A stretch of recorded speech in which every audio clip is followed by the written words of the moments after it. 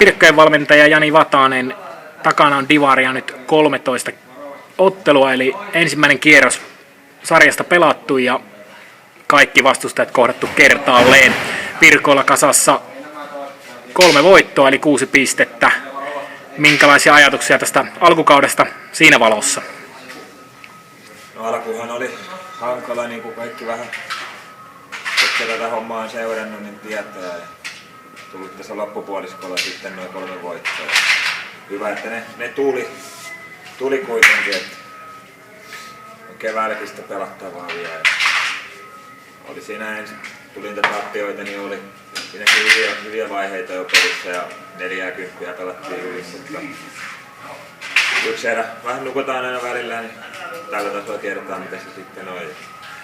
Vähän sieltä netistä löytyy ne kaikki tilastot, jos joku ei muista, millaista se sitten on. Kyllä, 6 pistettä tosiaan kasassa, mutta miltä se toiminta siellä Kaukalon sisäpuolella on näyttänyt, jos mennään hieman niiden tilastojen ja numeroiden taakse? Yritetään unohtaa nyt tää päivä, että oli tosiaan aika väsynyttä ukkoa liikkeellä. Eilen jouduttiin pelaamaan 17 ja tänään oli 15 äijää. Kyllä se tuossa meidän pelissä näkyy aika pahasti. Alkuun tietysti ihan uusi sarja ja osalle oli ensimmäisiä miesten pelejä. Ja kyllä niistä makseltiin oppirahoista aika isosti. Tiedettiin keskialueen yrityksen tärkeydet ja viisikon tasapainon tärkeys. Ja sieltä tuli 3-4 maalia ja semmoisista sitten omiin per peli. Niitä ollaan saatu vähennettyä ja muutenkin aina voitetaan peli, niin antaa joukkueelle uskoa siihen, että mennään 3 kertaa viikossa sinne hallille reenaan ja sitten viikonloppuun pelataan. Kyllä se eteenpäin on tuossa mennyt, se hommia on jäljellä tietysti niin kuin kaikilla on tässä vaiheessa. Pelit jatkuu, mutta kyllä ihan luottavaisen mielen, että saadaan niitä ehjiä 40 käännettyä toivon mukaan 60 tuossa jälkimmäisellä puoliskolla. Sitä hommaa lähdetään tässä tekemään. Kyllä, nyt on otteluissa 3 viikon tauko noiden naisten MM-kisojen takia ja sitten on 1 ottelu ja sitten 2 viikkoa joulutaukoa päälle, jonka jälkeen tiukka rytistys alkaa tammikuun alusta, niin miten Pirkat tätä taukoa viettää ja mitä asioita tekee?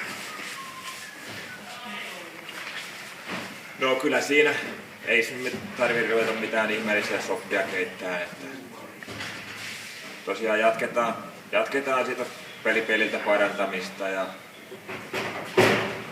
ja treeneissä tehdään niitä asioita, mitkä vaatii parannusta, että saataisiin 2 pistettä vähän joka hallista mihin mennään, niin niitä me tässä tarvitaan. Tosiaan, olisiko 19. päivä ollut Lahti vieressä, oli joulukuun ainoa, että sitä ennen tuossa vielä pikkujoulut, että vähän puhdistetaan ilmaa siinä ja laitetaan henkeä sieltä. Katsotaan, saadaan kohdassa ja sitten horjutettua niiden kotikaupunissa. Kyllä, ja tammikuussa sitten muun muassa 5 kotiotteluohjelmassa, niin sinne sitten varmastikin tappelemaan pisteistä totta kai jokaiseen peliin. Joo, kyllä se ilman muuta. Tosiaan eilen saatiin ensimmäinen kotivoittokin. Ei tarvinnut vaihtaa kotiasun väriä. 2 aikaisempaa oli tullut valkoisilla, niin tuli sinisilläkin eilen 1. Toivottavasti yleisökin nyt näki, että voitetaan Pirkkalassakin tässä sarjassa pelejä, että saadaan väkeä sinne jeesiä sitten tiukassa paikoissa ja kannustusta sinne, niin se auttaa aina kummasti äijää jaksaa tässä hommassa. Kiitoksia. Kiitos.